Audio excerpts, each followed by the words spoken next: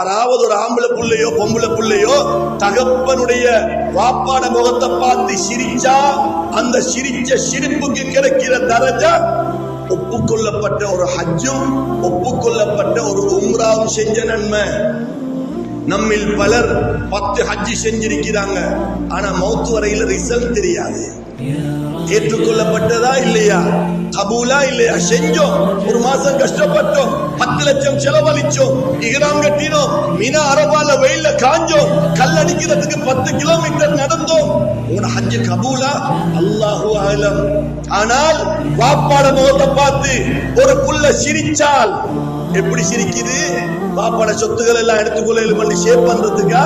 இல்ல, கஷ்டப்பட்டு சின்ன வயசிலிருந்து சரியான தொழில் அமைப்பு இல்லாமல், சரியான அமைப்பில் ஏதும் ஒன்றுமே செஞ்சு கொள்ள முடியாமல் கஷ்டப்பட்டு என்னை வளர்த்து ஆளாக்கி பாஷைகள் பேசும் அளவுக்கு, மக்களோடு நடந்து கொள்ளும் அளவுக்கு இந்த தன்மையை கொண்டு வந்த இந்த வாப்பா அல்லாதான் இந்த வாப்பாக்கு ரஹமத்து செய்யணும் என்று ஒரு பிள்ளை வாப்பாட முகத்தை பார்த்து இஹ்லாஸோட சிரிச்சா ஒப்புக்கொள்ளப்பட்ட ஹஜ்ஜும் உம்ராவும், ஒப்புக்கொள்ளப்பட்ட ஹஜ்ஜுக்கும் உம்ராவுக்கும் உள்ள கூலி என்ன?